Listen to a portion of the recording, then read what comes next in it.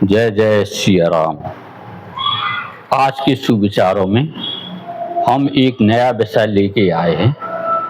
वैसे मैं इतना बतला देना चाहता हूँ कि पिछले वीडियो में हम जो कर्मेंद्रियों के बारे में बोल रहे थे, दो आँख, दो कान, दो आँखें, दो नाक बोल गए। हमारे श्रोतागण बहुत बुद्धिमान हैं, वो समझ गए होंगे हम दो नथुए बोलना चाह रहे थे। भूल सुधार लेंगे। दूसरी बात ये है कि आज मैं एक नया विषय लेके आया हूँ। हमारे मित्रगण बहुत से बोल रहे हैं कि थोड़ी सिद्धियों के बारे में आप बात करें। चूँकि मैं कोई मांत्रिक, कोई तांत्रिक, कोई विद्वान नहीं हूँ, सामान्य व्यक्ति हूँ। हाँ, लेकिन जो गुरुजनों से हमने सीखा है, जो पढ़ा है, जो उन्होंने बताया है, जो सुना है, जो अध्ययन किया है, उस संबंध में मैं बात कर सकता हूँ। सिद्धियाँ अनेकों प्रकार की होती हैं।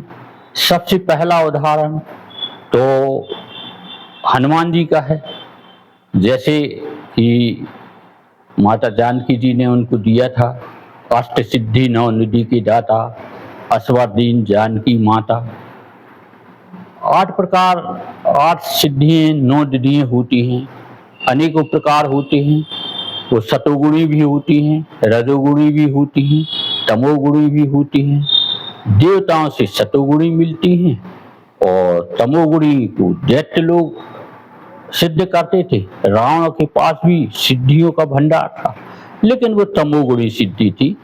सतोगुणी सिद्धि दूसरों का परमार्थ करने के लिए होती है और तमोगुणी सिद्धियाँ स्वयं को बलिष्ठ बताकर दूसरों को प्रताड़ित करने के लिए होती हैं। हाँ, एक बात जरूर है, सिद्धियों में योग संयोग जुड़ जाते हैं, सफलताएं बहुत जल्दी मिल जाती हैं, प्रभाव बहुत बढ़ जाता है। अनेकों प्रकार की सिद्धि होती हैं, जैसे जल पे चलना, आगे पे चलना, अदृश्य होना, दृश्य हो जाना, भारी बनना, हल्का बनना। अनेकों प्रकार की सिद्धियाँ हैं, लेकिन उनके लिए बहुत कठिन साधनाएं करना पड़ती हैं। और जो सिद्धियाँ अनेकों तरीकों से मिल जाती हैं, वो ज्ञान मार्ग से, परोपकार के मार्ग से, योग से, गुरु की कृपा से, भक्ति से, अनेकों प्रकार से मिल जाती हैं सिद्धियाँ। लेकिन उनके लिए कुछ करना पड़ता है। कोई प्राप्ति करने के लिए कुछ तपस्या तो करना पड़ती है, परिश्रम तो करना पड़ता है, घोर परिश्रम करना पड़ता है। और हमारे समक्ष सिद्धि तो पहले बहुत से लोगों को मिली हैं। जैसे तुलसीदास जी को तो पूज्य हनुमान जी स्वयं मिल गए, राम लक्ष्मण स्वयं मिले थे। वो उन्होंने जितनी शक्ति दी थी कि तुम रामचरितमानस का निर्माण करो और उसके माध्यम से धर्म का प्रचार करो।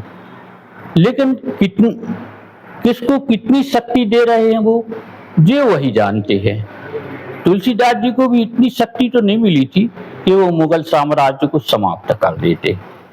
तो किसको कितनी मात्रा में शक्ति मिली है, कौन उसका सदुपयोग कर रहा है, कौन दुरुपयोग कर रहा है, वर्तमान में हम देख रहे हैं कि बागेश्वर धाम के धीरेन्द्र ब्रह्मचारी बहुत सिद्धि हैं। वो आगे पीछे का सब बतला देते हैं, आगे का भी बतला देते, पीछे का भी बतला देते, दूसरों के मन की बात भी बतला देते। लेकिन कितनी मात्रा में? पूज्य प्रेमानंद जी महाराज जी को भी सिद्धि मिली है।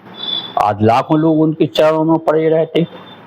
बागेश्वर महाराज के चरणों में भी लाखों लोग पड़े रहते हैं। ये सब सिद्धियों का चमत्कार है।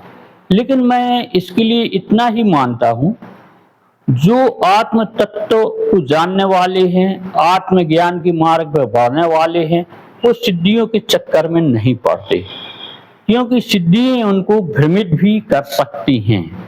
जैसे कि रहली से जबलपुर 100 किलोमीटर है और तुम्हारे लिए एक 4 व्हीलर दे दी, 1.5 घंटे में आप पहुंच सकते हैं, 2 घंटे और 3 घंटे का आपको समय दे दिया। लेकिन सिद्धियों का प्रभाव है, आपको 2 किलोमीटर जाके लोग बागों ने पुष्पहारों से सम्मानित किया, फिर 2 किलोमीटर आप आगे गए, आपको चाय नाश्ता से सम्मानित किया और आप इसी सम्मान में भ्रमित हो गए, यहीं पे रुक गए। तो आप तो आधी दूरी भी तय नहीं कर पाए, आपका समय समाप्त हो गया। तो हमारा कहने का मतलब ये है कि सिद्धियां वो भ्रमित कर देती हैं। और दूसरी बात ये है कि सिद्धियां कभी कभी अहंकार भी पैदा कर देती हैं। जैसे नारद जी को भी अहंकार आ गया था, तप का अहंकार, भक्ति का अहंकार और कामदेव को जीतने का अहंकार आ गया था।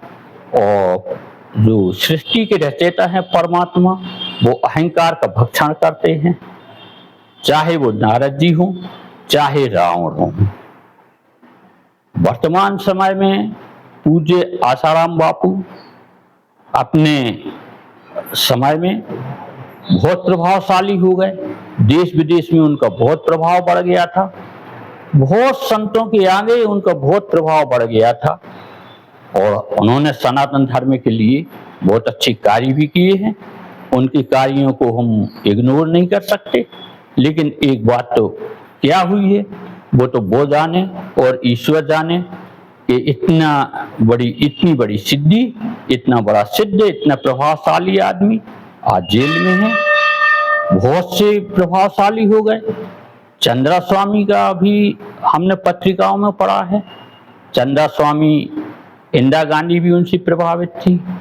ब्रिटेन की मार्गरेट थैचर जो प्रधानमंत्री थी वो भी उनसे प्रभावित थी। वहाँ की रानी साहिबा भी प्रभावित थी, प्रिंस ऑफ वेल्स भी प्रभावित थे, अमेरिका के राष्ट्रपति भी प्रभावित थे। हमने ऐसा पत्रिकाओं में पढ़ा है। उस समय पत्रिकाओं में आता था और उस समय उनकी चित्र आती थी, फोटो आती थी। यहाँ तक कि सुल्तान ब्रुनई भी उनसे प्रभावित थे। बहुत से प्रभावशाली हो गए। धीरेन्द्र ब्रह्मचारी इंदिरा गांधी की खास योग सिखाते थे या तंत्र मंत्र के ज्ञाता थे ये तो नहीं मालूम, लेकिन पत्रिकाओं में मैंने पढ़ा है धीरेन्द्र ब्रह्मचारी को। उसके बाद सदानंद भी उनके साथ रहे। सदानंद ने भी बहुत एक बार उन्होंने पत्रिका में पढ़ा था कि सदानंद ने ये कहा था सन 81 में 80 के चुनाव में कि हमने अपने तब बल से इंदिरा गांधी को प्रधानमंत्री बनाया है।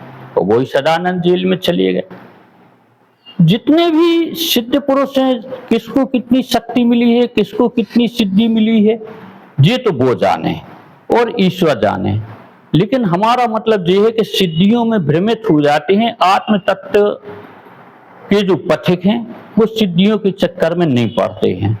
और सिद्धियां तो सिर्फ इतना है कि जैसे बाल बच्चे खेल करते हैं और बड़े बूढ़े समझते हैं कि अभी जो गोटी चिंगा गोटी खेल रहे हैं, बंटा वगैरह खेल रहे हैं, अट्टू खेल रहा है, 16 गोटी खेल रहे हैं या कुछ भी खेल रहे हैं, अभी सब छोड़ के इनको यहाँ आना है।